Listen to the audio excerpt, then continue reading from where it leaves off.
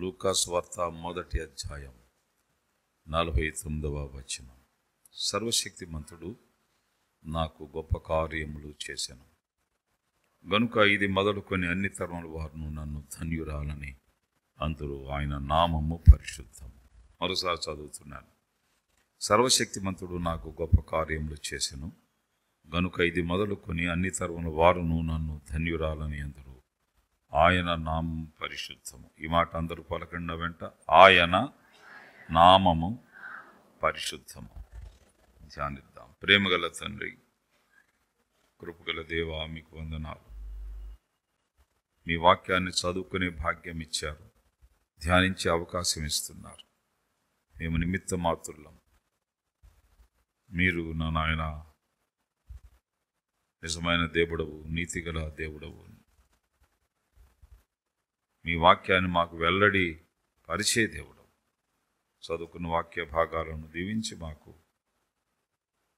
వివరించి నాయన వికాసాన్ని అనుగ్రహించండి. నిలిచి నన్ను మరుగుపరచండి తండ్రి. మీరే మాట్లాడి మహిమ ఘనత ప్రభావం పొందమని యేసునామములో ప్రార్థించి వేడుకుంటున్నాం తండ్రి. ఆమేన్. ప్రియమైన సహోదరి సహోదరులారా, మనం చదువుకున్న ఈ వాక్య భాగం లూకాసు వార్త 1వ అధ్యాయం 49వ వచనం. ఈ మాట మరియ చెప్తున్నది. ఇది మరియ స్వరం, మరియ పదం, మరియ భావం, మరియ పలికిన పలుకులు ఇవి. ప్రభును గురించి మాట్లాడుతుంది. ప్రభును గురించి మాట్లాడుతూ ఆయన నామము అని ప్రస్తావిస్తుంది. దేవుని నామాన్ని బయటికి తెచ్చింది మరియా.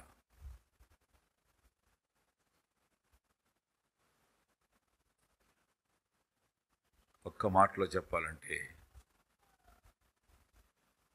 దేవుడు మానవుడుగా రాగా ఆయనకు నామకరణం చేసింది మరియే. దేవుడు నామధారిగా జీవించడానికి మరియ జన్మ కారణ జన్మ.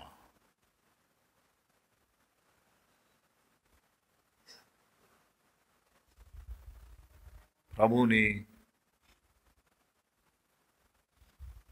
కన్నతల్లిగా, శరీర రీతిగా ఆమె కన్నతల్లిగా భావించబడుతుంది.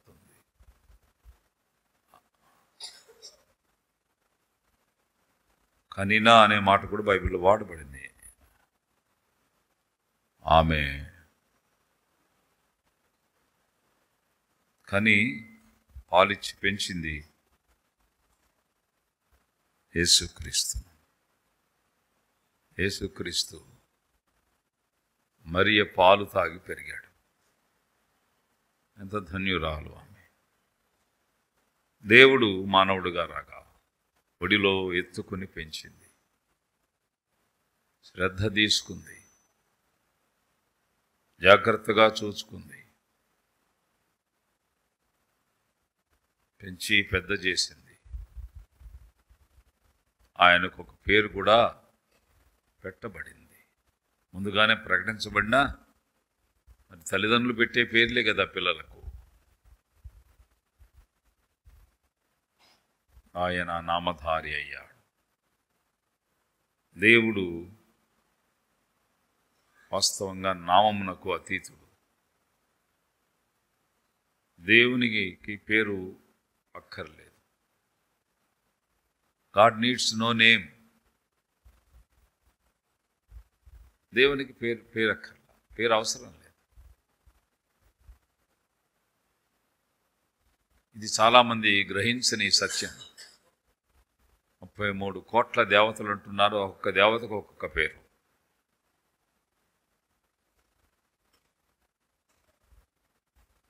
దేవుళ్ళు అనే మాటే ఒక అపస్వరం.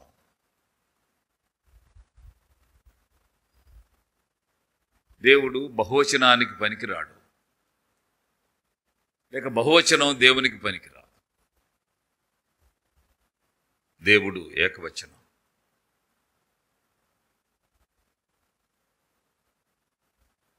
ఆయన మానవుడిగా ఈ లోకానికి వచ్చినందుచేత పేరు పెట్టవలసి వచ్చింది. మత్తయి సువార్త 1:21 తన ప్రజలను వారి పాపం నుండి ఆయనే రక్షించును గనుక ఆయనకు యేసు అను పేరు పెట్టుదురు అని చెప్పబడింది. అందుచేత ఆయన నామధారి అయ్యాడు. దేవుడు మానవ రూపాన్ని ధరించాడు కాబట్టి పేరు పెట్టారు. లోకంలో ఇతర విశ్వాసాల్లో మానవ రూపాలు ధరించే దేవుళ్ళుగా చెప్పుకోరు. ఈ తేడా మనం గమనించాలి. మేము నమ్మిన ఈ దేవుడు మానవ రూపాన్ని ధరించాడు అని చెప్పుకోవాలి. దేవుడు అంటే కూడా వాళ్ళకి అసలు భావమే తెలీదు.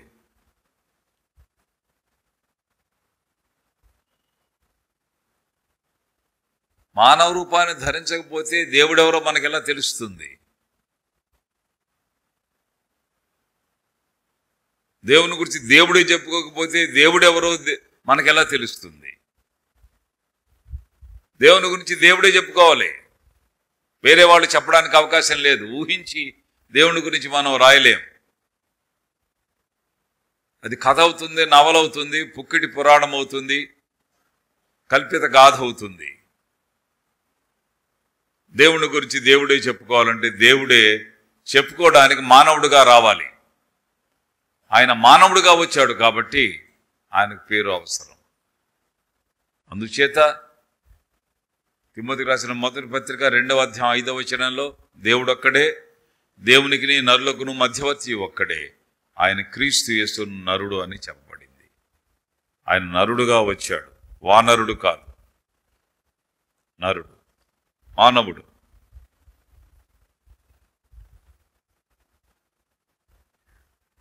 దేవుని దగ్గరికి ఆంక్షలు పెట్టడం, షరతులు పెట్టడం, రాకూడదనడం, ఇప్పుడు కుదరదు, ఆయన చూడ్డానికి ఇది ముహూర్తం మంచిది కాదు,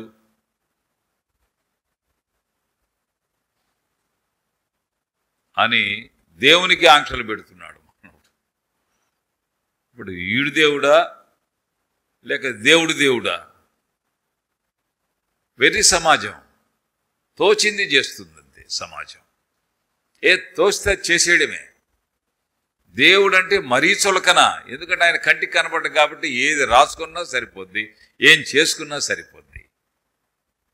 బైబిల్ దేవుణ్ణి స్పష్టంగా ఆవిష్కరిస్తుంది. దైవ లక్షణాలను బైబిల్ ప్రస్తావిస్తుంది, దైవ లక్షణాలను తెలియచేస్తుంది, దేవుని రూపురేఖలను గురించి తెలియజేస్తుంది, దేవుని గుణలక్షణాలను గురించి తెలియజేస్తుంది. అందుచేత మరి అంటుంది ఆయన నామము అంటూ, ఆయన నామము పరిశుద్ధం. అంటే పరిశుద్ధ నామాలు, అపరిశుద్ధ నామాలు, తక్కువ నామాలు, ఎక్కువ నామాలు ఉంటాయండి. పంగనామాలు ఉంటాయి నిజమే, కానీ ఎక్కువ నామాలు, తక్కువ నామాలు, హీననామాలు, ఘననామాలు, నామాల్లో వ్యత్యాసాలు ఉంటాయా?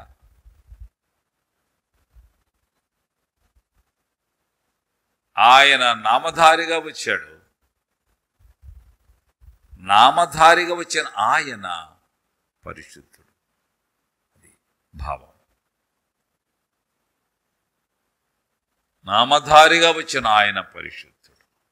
దేవుని ప్రథమ గుణలక్షణం ఆయన పరిశుద్ధుడై ఉండాలి. పరిశుద్ధుడై ఉండాలి, ఉండి తీరాలి.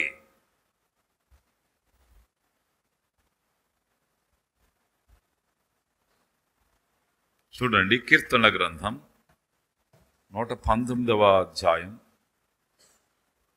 99వ అధ్యాయం 3వ వచనం చూద్దాం. కీర్తనల గ్రంథం 99:3.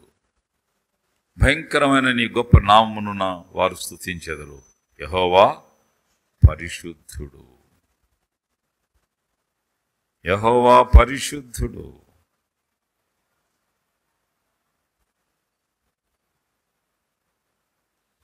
The lord is Holi.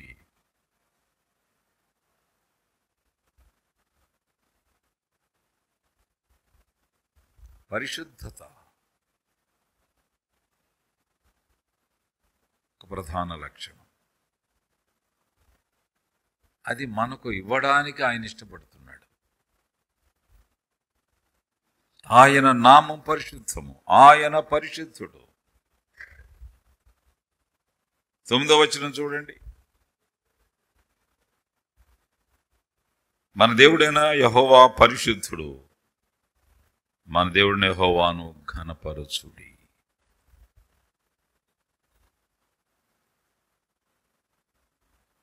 మూడవ వచనంలో ఆయన యెహోవా పరిశుద్ధుడు అని చూస్తున్నాం. 5వ వచనంలో ఆయన పరిశుద్ధుడు అని చూస్తున్నాం. 9వ వచనంలో మన దేవుని యెహోవా పరిశుద్ధుడు అని చూస్తున్నాం. యెషయా గ్రంథం 6వ అధ్యాయం చూడండి.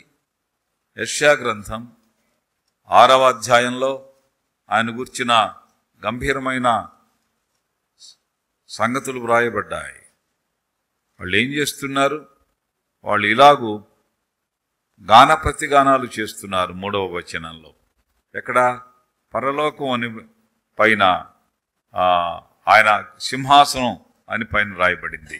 3వ వచనంలో వారు సైన్యములకు అధిపతి యెహోవా పరిశుద్ధుడు, పరిశుద్ధుడు, పరిశుద్ధుడు. గాన ప్రతిగానాలలో వాళ్ళు చెప్తున్న మాట పరిశుద్ధుడు, పరిశుద్ధుడు, పరిశుద్ధుడు. పరలోక గానం, పరిశుద్ధ గానం. ఆ పాట ఏమని వాడుతున్నారు? ఆ పాట పల్లవి పరిశుద్ధుడు, ఆ పాట అనుపల్లవి పరిశుద్ధుడు, ఆ పాట చరణాలు కూడా పరిశుద్ధుడే. పరిశుద్ధత మూర్తీభవించిన వ్యక్తి దేవుడు.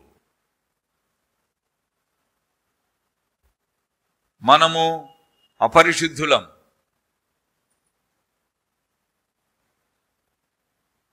అపరిశుద్ధత, ప్రవర్తనలో అపరిశుద్ధత, మాటలలో అపరిశుద్ధత, చూపులలో అపరిశుద్ధత, ఆలోచనలో అపరిశుద్ధత, వ్యవహారాల్లో అపరిశుద్ధత, లావాదేవీల్లో అపరిశుద్ధత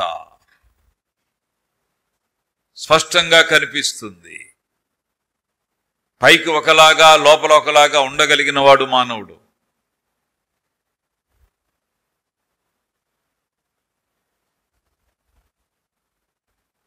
లడ్డుగా ఉండగలడు, అడ్డుగా కూడా ఉండగలడు. మానవుడు ప్రేమిస్తున్నానని చెప్పగలడు, పగను కూడా ప్రేరేపించగలడు. లౌక్యం వీడిదే, సౌఖ్యం వీడిదే. ఇది మానవహీన చరిత్ర. అపరిశుద్ధత నఖశిఖం మనలో ఉంది. కాలిగోటి నుండి తల మాడు వరకు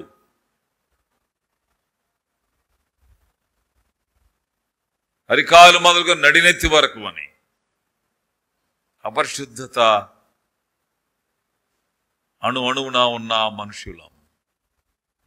అందుచేతనే భూమి మీద నెమ్మది లేకుండా జీవిస్తున్నాం, సమాధానం లేకుండా జీవిస్తున్నాం.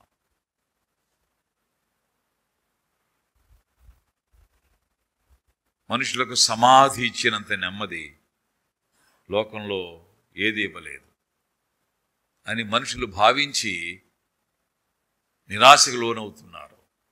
అంత విపరీతమైన సంఘర్షణ లోకంలో మనం చూస్తున్నాం. అపరిశుద్ధత కారణం, అపరిశుద్ధత కారణం. నిలువెల్ల గాయాలు, పచ్చిపుండ్లు, పిండబడలేదు, మెత్తబడలేదు, అవి తైలముతో మెత్తన చేయబడలేదు. మీరెందుకు మీరు నా సన్నిధికి వచ్చి ఉన్నారు? మీ పాపం రక్తంలో ఎర్రమైను, మిమ్మల్ని తెల్లవగును, రండి వివాదము తీర్చుకుందాము. యెషయా 1వ అధ్యాయంలో చూస్తాం. అంటే దేవునికి మానవునికి తీవ్ర వివాదం ఉంది. ఆయన పరిశుద్ధత కోరుతున్నాడు, వీడు అలా ఉండడు. అలా ఉండడుగాక ఉండడు. దేవుని కూడా అపరిశుద్ధత అంటగడతాడు. దేవుడు కూడా తక్కువేడేం కాడు అని అంటాడు. దేవుడికి కూడా పెళ్లిళ్ళు చేస్తాడు. దేవుడి భార్యలను కూడా విడదీస్తాడు. మరో సంబంధం తెచ్చి చేస్తాడు. దేవునికి మానవుడు చేసే పని కథల్లో చూస్తున్నాం, పురాణాల్లో చూస్తున్నాం, మనం ఇతిహాసాల్లో చూస్తున్నాం, మనం చరిత్రలో చూస్తున్నాం. మనం దేవుడు అంటే అంత అలుసు, నాలాగా ఉండాలి దేవుడు, అప్పుడు గొడవ ఉండదు.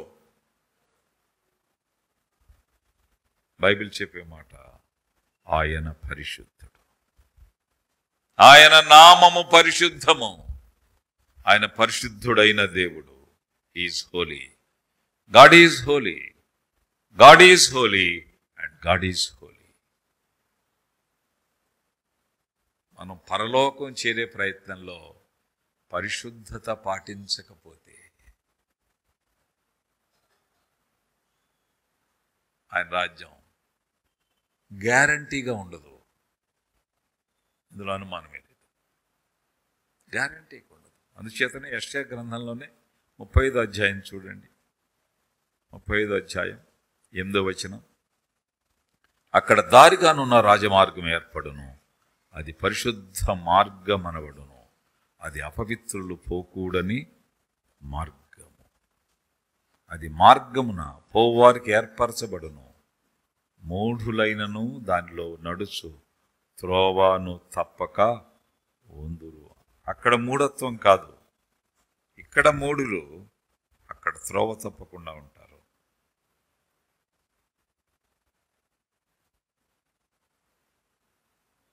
నీ కుడి చేయి నేను అభ్యంతరపరిచేయాల, దాన్ని నరికి పారవేయము. 2 చేతులు గలవాడవే నరకంలో ప్రవేశించుట కంటే ఒంటి చేతి గలవాడే పరలోకంలో ప్రవేశించుట మేలు అన్నాడు. అంటే అక్కడ ఒంటి చేయి వాళ్ళు, కుంటి చేయి వాళ్ళు ఉంటారని కాదు. పరలోకంలో అంగవైకల్యులు ఉండరు, శరీరమే ఉండదు కదా, ఇంకా అంగవైకల్యం ఎందుకు ఉంటుంది? అంగవైకల్యం శరీరానికి సంబంధించింది కదా. ఒంటి చేయి దెయ్యం, కుంటికాలు దెయ్యం ఉండాలి, దెయ్యాలు ఉండవు.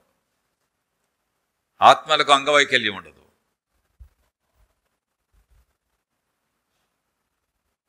కుంటి దెయ్యాలు ఉండవు, గుడ్డి దెయ్యాలు ఉండవు. దెయ్యం అంటే దురాత్మ కదా. మనం ఎక్కడన్నా విన్నామా కుంటి దెయ్యం పట్టిందండి, గుడ్డి దెయ్యం పట్టిందండి, పచ్చివాతం చేయి పట్టిందండి? ఉండదు. శరీరానికి అంగవైకల్యం.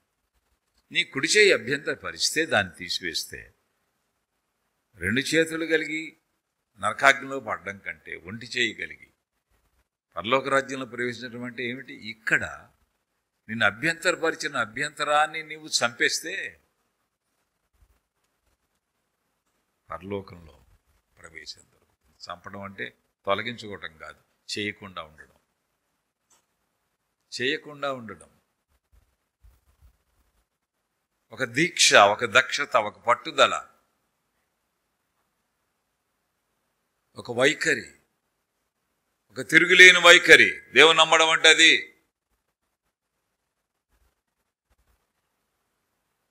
గుడికి అందరం వస్తాం, పరలోకం అందరం చేరతామా అని ప్రశ్నించుకునే అవకాశం బైబిల్ ఇస్తుంది. పవిత్రులు మాత్రమే అక్కడ ఉంటారు.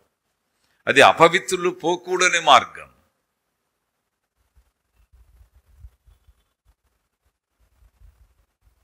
అక్కడ దుఃఖము, నిట్టూర్పు ఎగిరిపోతుంది. అందుచేత ఈ ప్రవేశానికి, ఈ ఎంట్రీకి ప్రాథమిక లక్షణం ఏమిటంటే పరిశుద్ధత. ఆయన పరిశుద్ధుడు. ఆయన శరీరాన్ని కలిగి భూమి మీద పరిశుద్ధుడిగా జీవించాడు.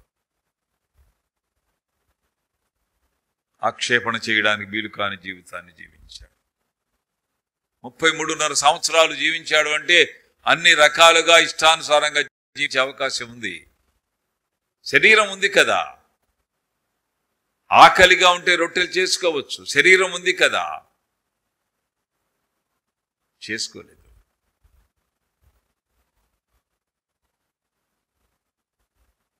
అది పాపం కాదు, అది పొరపాటు.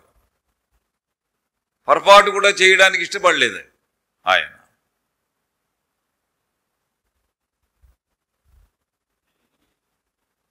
పరిశుద్ధుడు.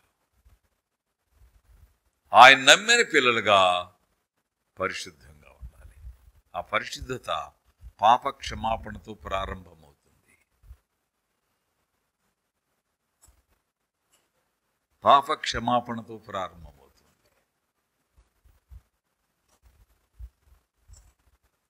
మత్తయి సువార్త 8వ అధ్యాయం చూడండి.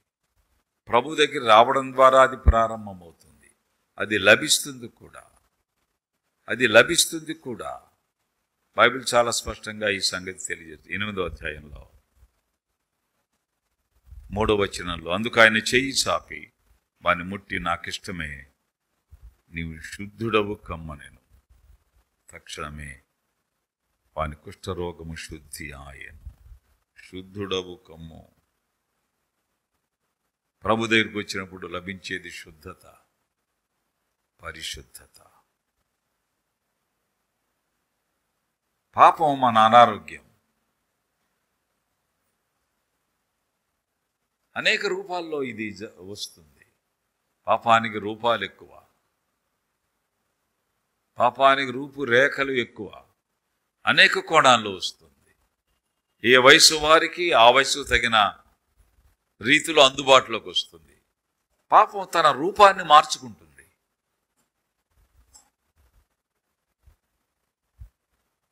రూపాన్ని మార్చుకుంటుంది. పాపం పరిశుద్ధం అని చెప్పబడుతుంది. పాపం పరిశుద్ధత అని చెప్పబడుతుంది.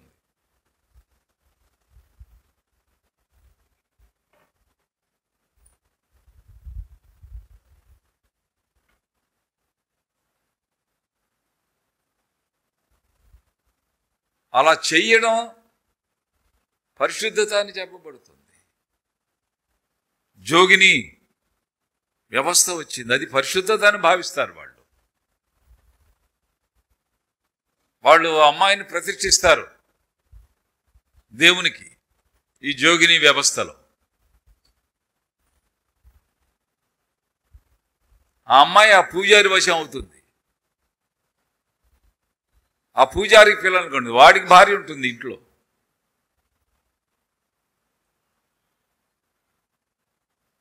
ఇది పరిశుద్ధత అని చెప్పబడుతుంది.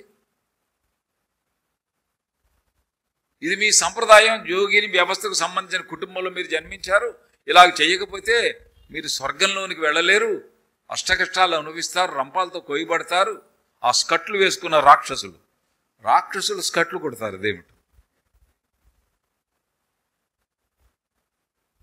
ఆ చింపిరి స్కట్లు వేసుకుని వాళ్ళు రంపాలు పట్టుకుని కోస్తుంటారు. నమ్ముతారు. అది అపరిశుద్ధత. పాపం రూపు మార్చుకుని పరిశుద్ధత అవుతుంది. చుట్ట తాగితే సలవండి, ఇదొక రూపం. చుట్ట సలవంట. సలవంటే ఏమిటో అసలు సైన్స్ ఒప్పుకోదు.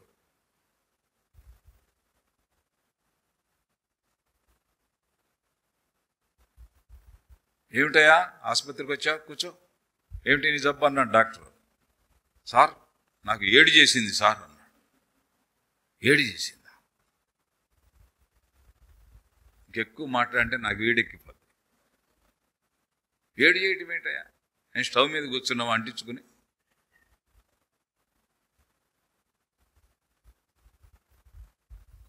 వేడి చేయటం ఏమిటి, సలవ చేయటం ఏమిటి? అది సైన్స్ మాట. కానీ మనుషులు దాన్ని నమ్ముతారు. ఏడు చేసిందిరా, పొక్కిందా, ఏడు చేసిందిరా.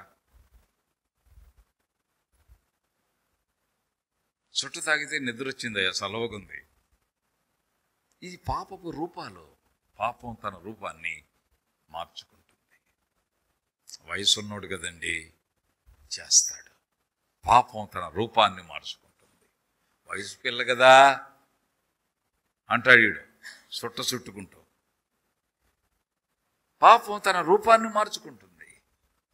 పరిశుద్ధతగా నాజుగ్గా మన ఎదుటికి వస్తుంది. చేసినా పుణ్యమే. 100 అబద్ధాలు ఆడండి, ఒక పెళ్లి చెయ్యండి. పాపి చిరంజీవి అంటుంది. ఎంతమందిని చంపితే అంత గొప్పవాడి అవుతావు పరలోకంలో. దీన్నే హమాస్ యుద్ధం అంటున్నాం, దీన్నే హోలీ వార్, పవిత్ర యుద్ధం అంటున్నాం అని జనాన్ని చంపేస్తున్నారు. పాపము తన రూపాన్ని మార్చుకుంటుంది. పరిశుద్ధత ఎప్పుడు ఒక్కలాగే ఉంటుంది. పరిశుద్ధత రూపం it is a static, no change. దేవుని నమ్మానన్నా చెయ్యలేను. ఇది పరిశుద్ధత రూపం. దేవుని నమ్ముకున్నామండి, దిగజారలేము మేము. పరిశుద్ధత రూపం. ఈ పదాలు కూడా ఎంత ఎంత బలంగా ఉంటాయో చూడండి. మేము రాలేము,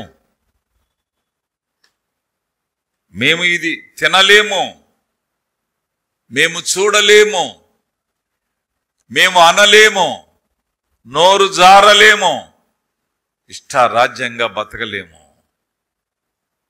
ఇవన్నీ ఖరీదైన పదాలు. దేవుని నమ్మని వారు వాడలేరు ఈ మాటలు. ఇది అపవిత్రులు వాడలేని మాటలు. పవిత్రతకు రూపురేఖలు మారే గుణం లేదండి. రూపురేఖలు మార్చుకోదు. 7x24 or 24x7 365 days పరిశుద్ధత అదే రూపాన్ని కలిగి ఉంటుంది. దేవుడు అట్టివాడు. ఆయన నామము పరిశుద్ధం. His name is holy. ఈ పరిశుద్ధత ఎక్కడెక్కడ ఉంటుందంటే చూడండి, నిర్గమకాండం 25వ అధ్యాయం 25:8 నేను వారిలో నివసించున్నట్లు వారు నాకు పరిశుద్ధ స్థలమును నిర్మింపవలెను. A place of holiness.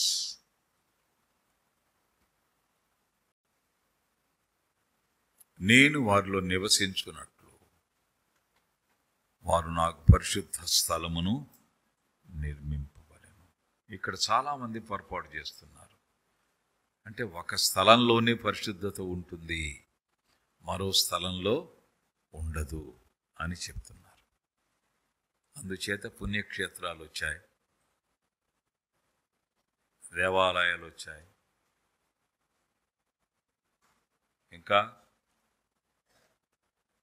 మహాదేవాలయాలు వచ్చాయి. ధామ్లు అంటారు, ధామ్ హిందీలో అంటే సంస్థానం, దేవస్థానం. దేవస్థానాన్ని ధామ్ అంటారు. ధాములు వచ్చాయి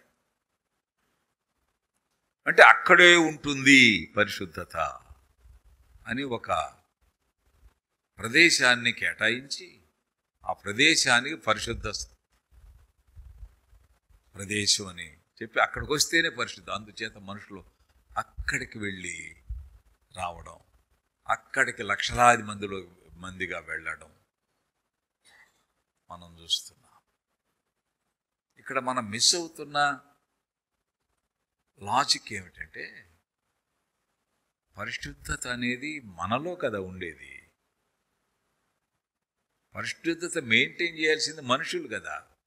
అసలు పరిశుద్ధత అనేది మనుషులను బట్టే ఇతరులకు తెలుస్తుంది.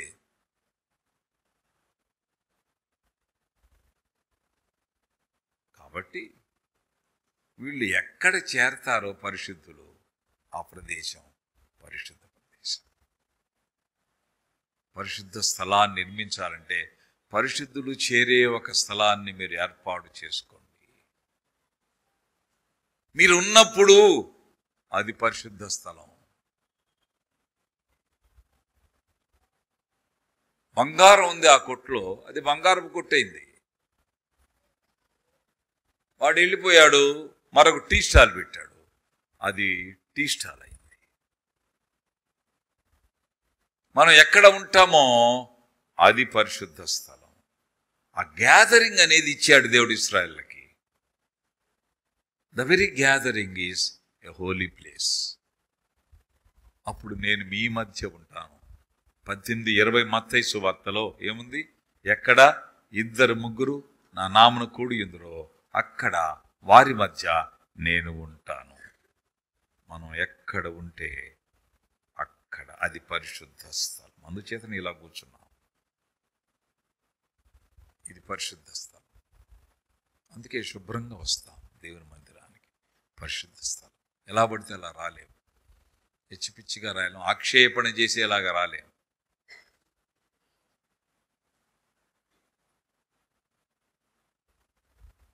ఆక్షేపణ చేసేలాగా లేం.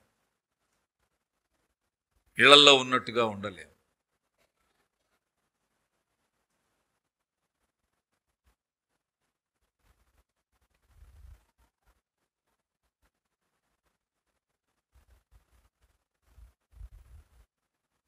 ఆలస్యమైనా ఎలా పడితే అలా రాలేం.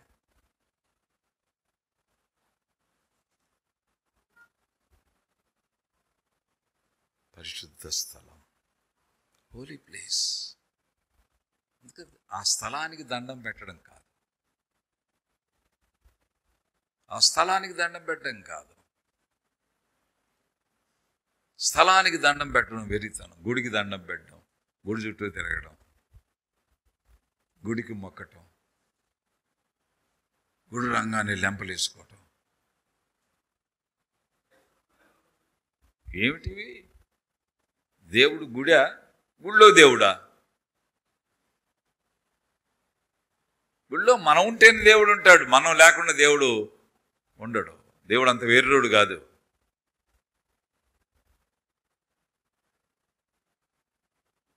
మనం ఉంటేనే ఉంటాడు. నేను వారి మధ్య నివసించినట్లు వారు నాకు పరిశుద్ధ స్థలమును నిర్మింపబలెను. కారణం పరిశుద్ధులుగా కూడుకోవడం. Saints shall gather together. పరిశుద్ధులుగా మనం కూడుకోవాలి. ప్రభువు నమ్మిన వారుగా, పాపాన్ని విడిచిన వారుగా, పాప క్షమాపణ పొందిన వారుగా, లోక సంబంధమైన రొంపిలో రోచులో పడి ఉన్న మనలను ప్రభు విమోచించాడు కదా. విమోచించబడిన వారు పాటలు పాడుచు సియోనుకు తిరిగి వచ్చెదరు. వారి తలల మీద నిత్యానందముండును. వారు ఆనంద సంతోషం గల వారు వచ్చెదరు. దుఃఖమును నిట్టూర్పును ఎగిరిపోవును. పరిశుద్ధ స్థలములో ఉండే మనుష్యుల యొక్క అంతరంగం అది. పరిశుద్ధుల అంతరంగాన్ని యెషయా ఆవిష్కరించాడు. పరిశుద్ధ స్థలము, ఏ ప్లేస్ ఆఫ్ హోలీనెస్. ఆయన ఎక్కడికి వస్తే అక్కడ పరిశుద్ధత ఉంటేనే వస్తాడు, లేకపోతే రాడు, లేకపోతే వెళ్ళిపోతాడు. చూడండి, ఆ మాట కూడా జ్ఞాపకం చేస్తా. సంఖ్యాకాండం 12వ అధ్యాయం. సంఖ్యాకాండం 12వ అధ్యాయం చూడండి. 12:8. కాబట్టి నా సేవకుడు మోషేకు విరోధముగా మాట్లాడుటకు మీరు ఎలా భయపడలేదనెను. యెహోవా కోపము వారి మీద రగులు కొనగా ఆయన వెళ్ళిపోయెను. ఆయన వెళ్ళిపోయెను.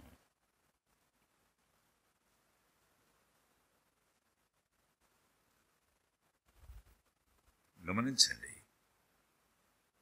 వెళ్ళిపోతాడు. వెళ్ళిపోయింది కూడా మనకు తెలియదు.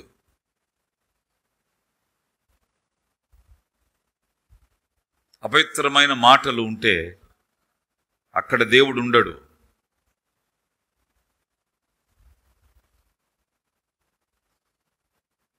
దేవుడు ఉండడు.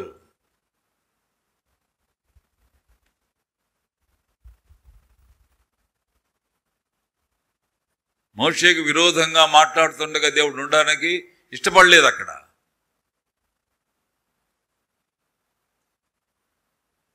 ఆ మాటలు ఆయన వినెను అని కూడా రాయబడింది.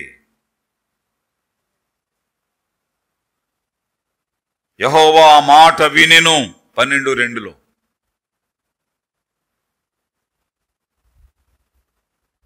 అపరిశుద్ధత ఉన్న చోట ఆయన ఉండడు. అందుచేతనే ఇతర ప్రదేశాలకు, భక్తులు విశ్వాసులు కూడుకునే ప్రదేశాలకు చాలా తేడా ఉంటుంది. భక్తుల సంభాషణలకు, దేవుని నమ్మిన వారి సంభాషణలకు, ఇతరుల సంభాషణలకు తేడా ఉంటుంది. ముట్టి పొగరుగా మాట్లాడతారు బయట వాళ్ళు. డబ్బులుంటే ఒకలాగా, డబ్బులు లేకపోతే ఒకలాగా మాట్లాడతారు. అసలు డబ్బులుంటే నిలబడ్డమే వేరు, నడకే వేరు. అది మన మన ఆస్తి లేక మన జేబులో ఉన్న డబ్బులు మనం నడిపించే నడక. అది మొత్తం అయిపోయింది అనుకో, ఆ నడక చూడండి ఎలా ఉంటుందో.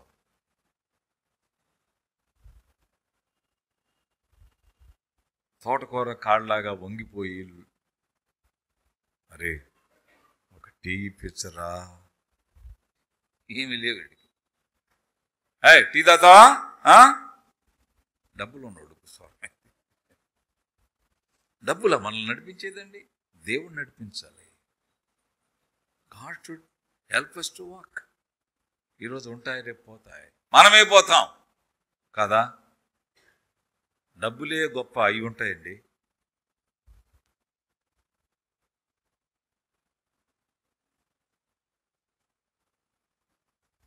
ఒకడు చెయ్యి బయట పెట్టాడు బస్సులో నిద్రపోతూ. అట్నుంచి బస్సు పక్కగా వెళ్ళింది, చెయ్యి కట్ అయింది. వీడికి ఆ మత్తెక్కిపోయి అది అసలు జరిగిందని కూడా తెలియట్లా.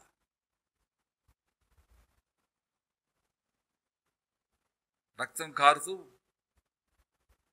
ప్యాంటు తొడ మీద చొక్కలు పడినప్పుడు తెలిసింది వాడికి. నా చేయలేదు అంటున్నాడు. బస్ ఆపారు, పరిగెత్తుకుంటూ వెళ్ళారు. పేపర్లో వచ్చి నిశ్చింది, చేయి దొరికింది. చేతుకున్న ఉంగరాలు దొరకరు. అడేవాడు ఉంగరాలు పెట్టుకుని చేయి పెట్టేసి వెళ్ళిపోయాడు. అక్కడ గడియారం ఉంది, అది మాత్రం ఆడుతుందండి. అది ఆడుతుంది. మన గుండెలు ఆగిపోతాయి, మన గడియారాలు ఆగుతాయి. మనకంటే మన గడియారాలే గొప్ప అని చెప్పవచ్చు. ఎందుకు బడాయి? ఎందుకు అపరిశుద్ధత? ఎందుకు ఆక్రందన? ఎందుకు కారుకూతలు? ఎందుకు వెకిలి చేష్టలు? ఎందుకు వేళాకోళం? ఎందుకు సెటైర్లు? ఎందుకు డబుల్ మీనింగ్లు? ఉండనోళ్ళం మనం, ఉండలేనోళ్ళం మనం.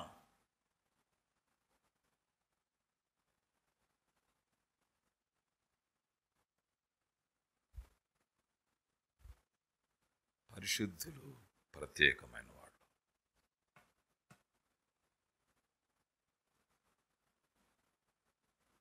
అందుచేత వారి సంభాషణ ఎలా ఉంటుందో వ్రాయబడింది. చూడండి, లేఖనాల్లో ఆ మాట మనం చూస్తాం. బైబిల్ ఇవన్నీ నిర్దేశిస్తుంది. చాలా గంభీరమైన గ్రంథం బైబిల్, చాలా గంభీరమైన పుస్తకం. కొరింథీయులకు రాసిన మొదటి పత్రిక చూద్దామా? మొదటి పత్రిక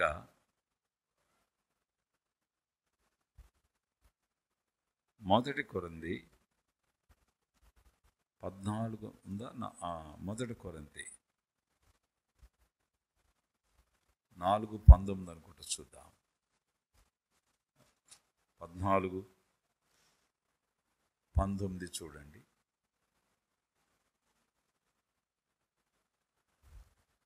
అయినను సంఘములలో భాషలు 10,000 మాటలు పలుకుట కంటే ఇతరులకు బోధ కలుగునట్లు నా మనసుతో 5 మాటలు మాట్లాడటం మేలు.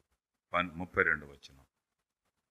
పరిశుద్ధ సంఘములన్నిటిలో దేవుడు సమాధానానికి కర్త గాని అల్లరికి కర్త కాదు.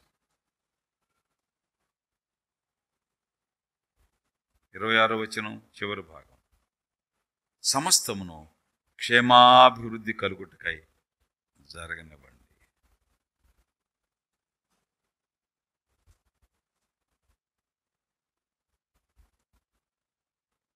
మృదు భాష వెండి పళ్ళెములో పెట్టిన బంగారు పండ్ల వంటిది. అపరిశుద్ధుల భాష వేరు. వారు సంఘంలో ఉన్నా, సంఘానికి అవతల ఉన్నా, వాళ్ళకి ఆ కల్చర్ తెలియదు.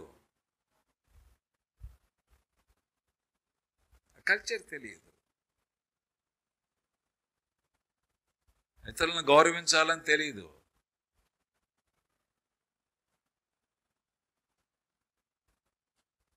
మర్యాదపూర్వకంగా మాట్లాడడం తెలియదు.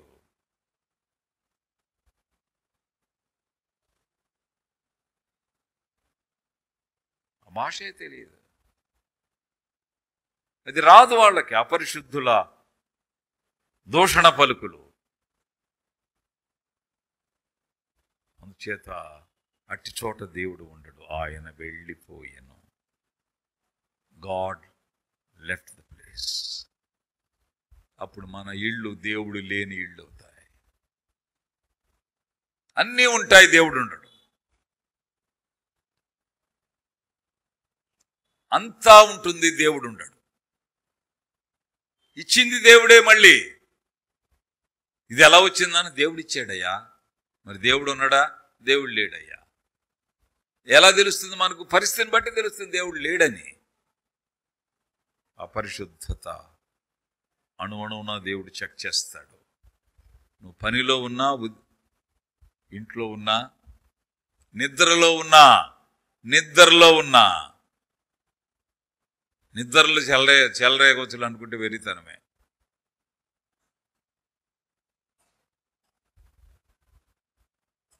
నిద్రలో కూడా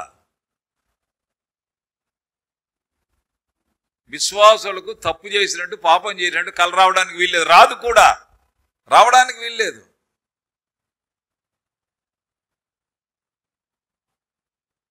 అంకుల్ నా కొరకు ప్రార్థన చేయండి అంకుల్ అన్నాడు ఒకడు.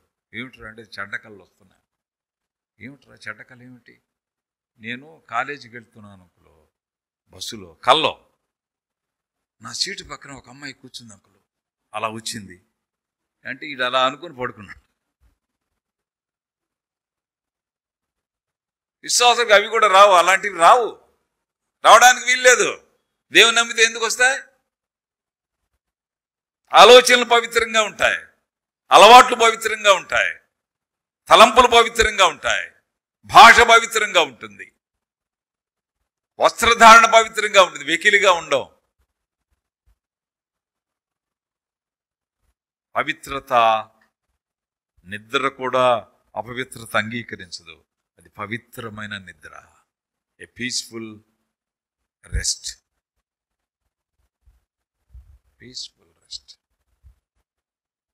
మంచిగా నిద్ర పట్టిందన్నా అని చెప్పగలం. అందుచేత ఆ పరిశుద్ధత మనం లేకపోతే దేవుడు వెళ్ళిపోతాడు. మిరియాము కుళ్ళి ఆడవలసి వచ్చింది 12వ అధ్యాయంలోనే, సంఖ్యాకాండంలో. అందుచేత పరిశుద్ధ స్థలము. పేతురు రాసిన మొదటి పత్రిక 2వ అధ్యాయం చూడండి.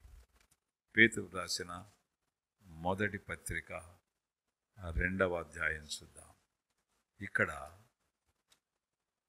ప్రస్తావించబడిన మాట 14-15 వచనాలు కలిసి ఉన్నాయి. నేను పరిశుద్ధునై ఉన్నాను గనుక మీరును, మొదటి పత్రిక 1వ అధ్యాయం 14-15-16 వచనాలు కలిసి ఉన్నాయి, చదువుతున్నాను. నేను పరిశుద్ధునై ఉన్నాను గనుక మీరును పరిశుద్ధులై ఉండుడని వ్రాయబడి ఉన్నది. కాగా మీరు విధేయులకు పిల్లలై మీ పూర్వ అజ్ఞానతలో మీకుండిన ఆశల అంశం ప్రవర్తింపక మిమ్మల్ని పిలిచిన వాడు పరిశుద్ధుడై ఉన్న ప్రకారము మీరును సమస్త ప్రవర్తన యందు పరిశుద్ధులై ఉండుడి. పరిశుద్ధత తర్వాత విధేయత, ఈ రెండు విడదీయడానికి వీలు కాని పదాలు. మీరు చూడండి మీ బైబిల్లో, ఆ బైబిల్లో ఇలా ఉంటే నేను బాక్స్ కట్టాను. నేను ఇక్కడికి వచ్చి చూడవచ్చు, బాక్స్ కనపడుతుంది. గ్రీన్ ఇంకుతో ఒక బాక్స్ కట్టాను నేను. 14వ వచనం 2వ లైన్లో మీరు శుద్ధులై,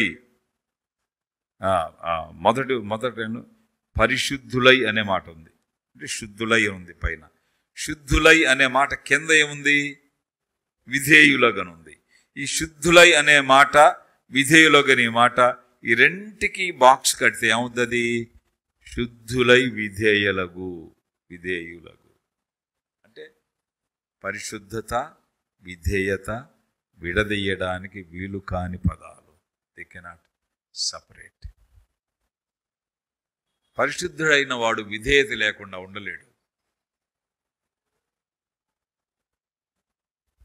పరిశుద్ధుడైన వాడు విధేయత లేకుండా ఉండలేడు.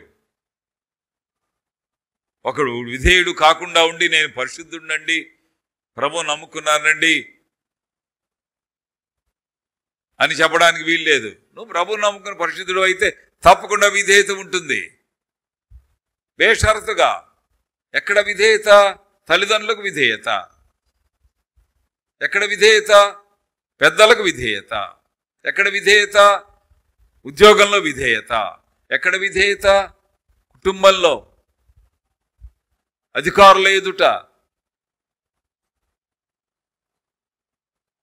కొన్ని చోట్లకు వెళుతున్నప్పుడు యజమానులు నాతో చెప్పిన మాటలు, అండ్ మీ దగ్గర దేవుని నమ్మిన ఉండి చెప్పండి, మా దగ్గర పనులు ఉన్నాయి అన్నవాళ్ళు ఉన్నారు. అంటే వాళ్ళ ఉద్దేశం ఏమిటి? దేవుని నమ్మిన వాళ్ళు విధేయులుగా ఉంటారు అని. ముట్టుతులో చాలామందిని పెట్టించాం కదా, దేవుని నమ్మిన వాళ్ళు చూడబోయే ఆపించాను, వేరే వాళ్ళు వద్దా, అటు ప్రభు నమ్ముకున్న లేదు చూడు, ముందు అటు వాళ్ళని పంపించు.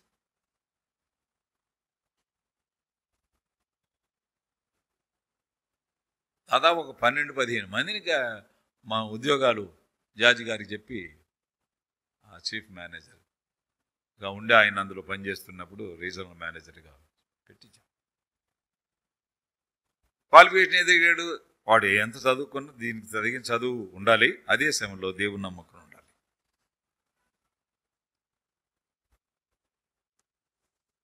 మార్కుల్లో ఇంకా ఏదైనా తదితర కొంచెం తక్కువగా ఉన్నా, ఇంగ్లీష్ అంత పెద్దగా రాకపోయినా ఇచ్చేసాడు పోస్టింగ్.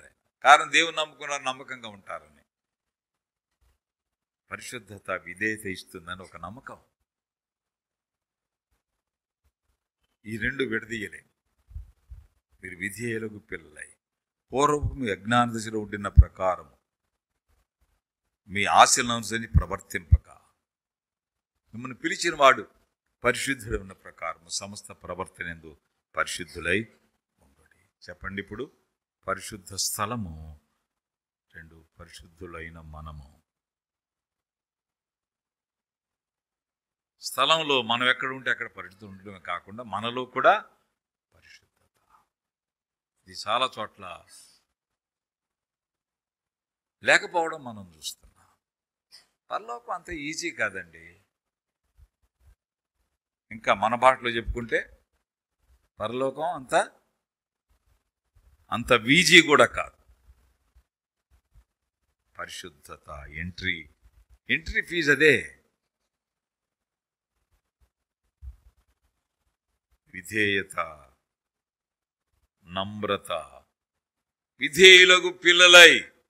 పూర్వం మీరు అజ్ఞాన దశలో ఉన్నప్పుడు రెట్టమతం,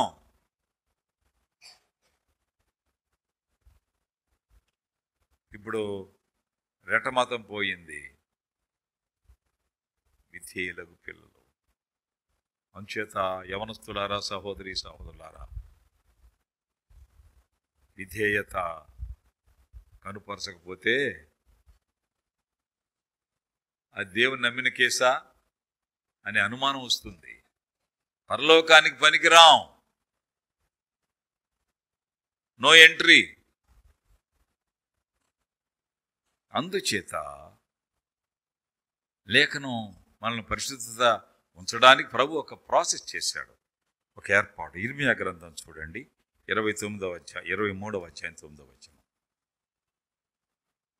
23:9 ఇర్మియా గ్రంథం 23:9లో ఇలాగ వ్రాయబడింది.